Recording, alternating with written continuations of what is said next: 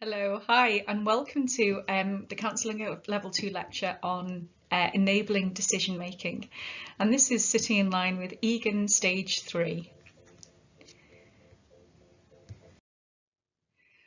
So when you're checking in, I want you to consider a decision that you're making at the moment. How comfortable do you feel sharing this decision with your group? In addition to that, how do you find making decisions? Okay, are some decisions easier, really straightforward?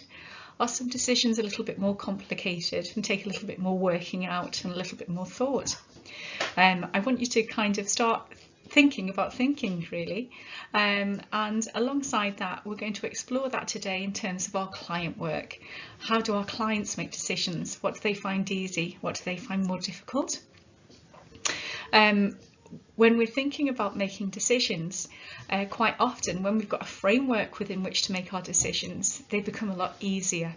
So maybe when you're checking in and thinking about your decisions which include a framework within which you already have to make those decisions become a lot more straightforward. In check-in in group, we notice that professional decisions are a lot easier to make because of the parameters that are already in place. So when you're thinking about your decision and they come to mind, think about that in terms of your triad work, because making decisions during triad work is going to be part and parcel of the theme that we look at today. Okay, here I just want to introduce you to a French existentialist, which is Albert Camus. Camus wrote a couple of, seven major works, one of them being L'Étranger, another being The Tale of Sisyphus. Sisyphus being the person who at the start of the day would be tasked in pushing a boulder up the hill, and when it gets to the top of the hill at night the boulder rolls down again. So Sisyphus is permanently in a position where he's rolling the boulder up the hill, and that can be quite a metaphor for life sometimes. But the reason why I want to bring Camus to mind is because of this quote: "Life is a sum of all your choices," which is really quite powerful. So life is a sum of all your choices. Your life is a sum of the choices that your existence at the moment is the sum of the choices that you have already made. Now the additional part of that quote is, so what are you going to do today? So when you have awareness of this idea that your choices are directly affect the life that you have, how are you going to employ those choices, and how are you going to use those to make your end goals, meet your needs, meet your goals? And we're going to be looking at the skill of decision making. And when I talk about a skill, I'm not talking about the skills that we've looked at already, such as paraphrasing or restatement or reflection. Actually, we're thinking about decision making as being a cognitive process resulting in the selection of a course of action and choosing that course of action among the several alternative scenarios that might play out. Okay? Every decision-making process produces a choice and an action as a result. So we make decisions every day. Everything we say and do is the result of a decision, whether we make it consciously or not. The internet sources put a figure on this as 35,000 decisions per day. And of course, this is really, really difficult to quantify. What they have done is they've taken the work of Wansink and Sobel from 2007 that looked at the fact that we make nearly 230 decisions every day just about food, and they've kind of extrapolated that outwards, okay, into that figure. Again, the number of decisions that we do make in a day is huge. Some of us have learned the skills of being able to filter out decisions that are not important, or well, not as relevant. Okay, so we're making decisions, but the impact of those, the impact that we feel upon ourselves as a result of that decision, when it is sort of like when it enables an openness at the end of it, it creates less impact. Whereas we do pay a lot of attention to decisions that will make a big impact in our lives. And sometimes it's the impactful decisions that take longer for us to process. Just referring back to what we talked about just in the previous slide, when we're making decisions as a counsellor, we have the BACP ethical framework, we have our clinical supervisor and our peer supervision in order to help us in our decision making. So professionally, we have a way of resolving decisions and working with our ethical dilemmas, because we have a framework within which we can enable us to make good decisions. Decisions can be challenging for all of us. And the ways that we look at supporting client decision making in Egan Stage 3 is we look at a decision balance sheet, which is weighing up the pros and cons of a decision. We look at force field analysis, which is the work of Kurt Lewin. And then we look at SMART goal analysis. So we look at these three ways, these three steps, these three frameworks within which decisions can all be made. Just a little bit of existential philosophy for you. Anxiety is the dizziness of freedom, and this is by Søren Kierkegaard, who is another founder of existentialist philosophy. And what we're looking at here is when we're making decisions, we have absolute freedom of choice. When we're making decisions, we can choose to do nothing or anything, okay? What happens is our minds reel at the thought of this freedom. And as a result of that, we get dread and anxiety that accompanies the thought of this freedom. And that's why Kierkegaard looks at anxiety being the dizziness of freedom, which is a lovely phrase. I'm not sure that it's comforting, but it is a phrase that encapsulates the anxiety that we can feel when we're making decisions, and that decision paralysis that we can feel, but can also be known as procrastination and our reticence to make decisions. Because again, we can do nothing or anything, and quite often we sit with the nothing until we're forced into the something. Okay, so we're kind of just putting that out there, enabling you to kind of consider that when we're looking at decision making. Quite often clients come to counselling because they don't know what to do. They feel stuck within their existence, within their jobs, their relationships, the choices that they've already made, and they are struggling to free themselves or enabling themselves to move forward. Sometimes you can recognise this in the session in terms of immediacy. You might notice that there is a stuckness to the session. And I'm not talking about that stuckness whereby you don't know what skill to use, or it's not coming from the counsellor, it's not coming from the helper. It's not that you're stuck because you don't know which way to go forward with the session. You're actually picking up on the immediacy of the client not knowing which way they need to go forward in their lives. And so that's kind of really, really important, because sometimes when we're using immediacy, we can call on this. We can actually bring it into the session and use that feeling of stuckness to bring that to the helpee, that we notice that there's a stuckness going on, there's a stuckness to the environment within which they are making decisions or within which they're operating. There can be indecision due to fear. There can be fear of making decisions, of making the wrong decision. And the idea of making the wrong decision causes anxiety. That causes anxiety to all of us, that fear of making the wrong decision. There's something about the finality of decision making which is about this wrong decision. However, once we embrace the fact that decisions aren't final, or not all decisions are final, that actually you can go back and reflect, and you have the capacity to change your mind, it can be incredibly freeing. In addition to that, when we're working with what lies beneath the fears of the decision, the emotional impact, the emotional content, what is worrying the client, what is creating the fear, and that can also enable the clients to move forward. Again, normalising that anxiety as part of decision making can be really helpful in enabling the clients and helping them move forward, and also address that aspect of what is going on for them.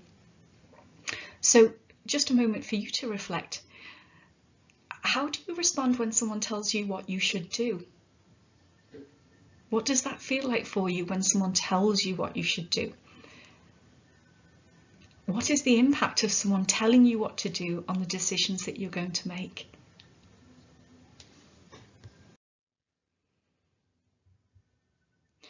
So then thinking about that, what will it enable you to make decisions? So what might enable you to make decisions is having the space to think, your motivation to act. Other things that might help you make decisions are the environment. You might actually be pressured and you might feel the need to make a decision, and that can enable you to make a decision. What can inhibit you from making decisions can be things linked to your to be kind of like and a lovely phrase that came up in class was analysis paralysis, that you think too much about the decision that you're making and therefore it becomes incredibly difficult to move forward. Your setting, you may feel peer pressure. That can also inhibit your decision making. So I want you to think about what enables you to make decisions and what inhibits you from making decisions. In recognizing this, we are also then open to what enables and inhibits our clients from making decisions as well, because we're all people, yeah? And so recognizing that it's a very human endeavor is incredibly important. So, should we make decisions for the client? I hope you're all shaking your heads at this. There are a few reasons here that we've incorporated about why we shouldn't make decisions for the client. Even if we have similar worldviews as the client, we don't have as much information about the problem as the client does.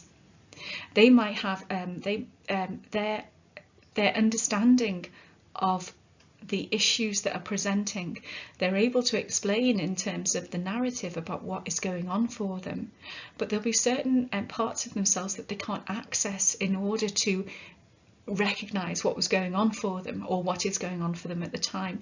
So we will never have as much information about that problem as the client does.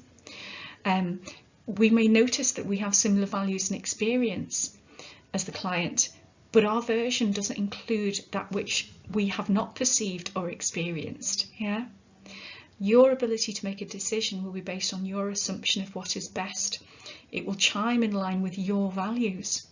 However, when clients are making decisions, when people are making decisions, it has to sit in with their values and their life experience. So it's important that they get to see that and they get to understand that. Clients are experts in their own lives, and it is arrogant for us to assume that we know better than they do in the way in which they manage situations. We need to develop and foster clients' decision-making skills in order to empower and enable them. Otherwise, we are fostering dependency. We need to free clients to enable them to feel competent and confident enough in themselves to make choices for themselves. Decisions that have been made by the decision maker are more likely to be maintained because they are concrete and more strongly align with the decision maker's values and beliefs. So, with that being said, how do we support our clients to make decisions? Okay, so this is in terms of the structure from the Egan model. We look at the beginning stage. We need to make sure we understand the client's issues or dilemma through making sure that we understand the client's issues and dilemma and encouraging the client to verbalize this. They also come to understand the issues themselves. So in describing something to you, they are also using words to describe it to themselves. This will offer another layer of insight that they may not have already experienced. It may be, again, we talk about that tape being played of the narrative, which is what they are sitting with. We do this through attentive listening and engaging with active or empathic responding skills. So you're using your skills in order to gain an understanding of the client's story.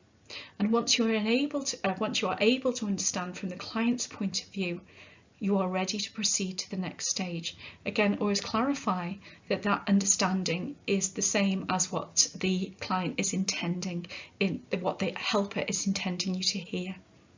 Now, the middle stage is where we enable the client to determine other possibilities through challenging their assumptions and their understandings of what the dilemma or the issue is, we're able to kind of, again, enable them to explore other possibilities, other ways in which the issue may be presented. Yeah, it may be you're offering a reframing or offer them a different way in which to understand what is going on. And then lastly, in the ending stage, okay, now I'm not talking about the ending stage when we're talking about closed questions, summary, and then kind of drawing the session to a close. What I'm talking about is that ending stage that comes after possibilities have been determined, and the ending stage around evaluating those possibilities, exploring the negative and positive consequences for each of them in a logical way, enabling the client to decide by walking through the consequences of the decision that is going to be made. So what will go well? What are the potential pitfalls? What do they need to be aware of? And this can be incredibly helpful because it enables a more fuller understanding of the decision that they're going to make. And again, going back to Kierkegaard, we're talking about whether they sit with doing nothing and accept that, or actually exploring the fact that they can do anything, and so anything is possible. So practical ways to support decision making can be in terms of asking questions and understanding. So the magic bullet question, that we call it, is, well, how would you like things to be? So when someone is coming to you with a decision, okay, so what would be the ideal? Okay, how would you like it to be? What is the ideal scenario for you? Then the next part can be, imagine that you've already taken this action. How do you feel about it? How do you feel about it now, sitting in the chair, having made the decision and moving forward? So you're enabling the client to actually see what the potentiality can be. How is it now, sat in the chair, not having made the decision? You're able to get the client to compare the two. Also, what are the consequences? So what are the consequences of the decision that you've made? And we look at this in a holistic framework, which is something that you will learn more about. But equally, consider what are the consequences for the client, for their family, for their friends. Start to get them to explore that in a little bit more detail so that they can see how the impact of the decision is going to sit with other people around them, with their immediate social setting. Obviously, like I alluded to earlier, in the holistic approach, there are other settings that we become aware of, and certainly that's a framework that you explore further on in your studies. Okay, so for us, what we're going to be looking at is a simple balance sheet. Okay, so this is a pros and cons evaluation sheet. And as you can see, we've got there the differences between staying as you are and change. So when you're making a decision, what happens if you stay where you are? What advantages are there for you? What disadvantages are there for you? Again, for change, what are the advantages? What are the disadvantages? And again, when we talked about just on that last slide about looking at differences within the environment, so within the social environment, what are the advantages for others of you staying as you are? What are the advantages for others for change? And equally, what are the disadvantages for yourself and for others? So it's a very simple balance sheet, and there are plenty more out there in terms of looking at pros and cons, and it'd be quite helpful for the client to be able to kind of address this very formally in a session. Actually put those ideas down so they have them to refer back to. A couple of kind of pointers for when you're using sheets like this when you're in session. When you're using a document like this, you always ensure that the client has the paper and the pen. Okay, it's not something, again, that you write down and you fill in for them. You give them the control and the power of what is being written on the paper. They choose the filter about what is important to be written down and what isn't. Okay, or equally, thoughts can emerge at once when you're talking about the topic and it's being explored. but also in the process and the intervening time after the session, your helpee will continue to process thoughts and have ideas. Again, it's important then that you enable the client to have power over this and add to as they need to. When working face to face, it's quite helpful for you to give the client the option of whether they want to take this away with them, or whether they want to put there in their notes. And if you're going to put it in the notes, date it, get them to sign it, and just put it in their notes along with your notes as well. When you're working with a document like this, you're always asking the client where you think this should go. So we're always asking them to explore. And again, when they are exploring and responding to you, don't forget about your empathic responding skills at the same time, because as well as you're kind of asking the questions, they're going to be giving you answers.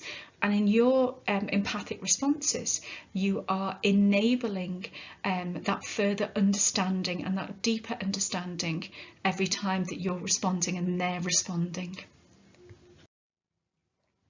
And here are the resources. So the resources are on the slide that had the 8 issues around decision making. This is a link to the article around decision making. Now, there are lots of aspects of information around decision making, both kinds of in terms of cognitive development, in terms of neuroscience and how we make decisions, what part of it is kind of autonomic and part of our kind of subconscious decision making, but equally kind of in helping us to bring that to the fore and working with our decisions and becoming more confident in the decisions that we make. Essentially, confidence is a really big key to decision making. The more confident that we feel that we can, that we have, and when I say confident, I mean the trust or faith that we have in our own abilities. That is the thing that is that enables us to make good decisions. So when we're working with clients, if we're bringing them, we're enabling them and letting them see the confidence that they have in themselves in order to make decisions that are good for them, that is by itself enabling and empowering. Thank you very much for listening. I look forward to seeing you next week, where we're going to be looking at the second aspect of decision making, which is from Kurt Lewin and force field analysis. And again, we're going to work with that in triads, and I look forward to seeing you then. All my best. Take care.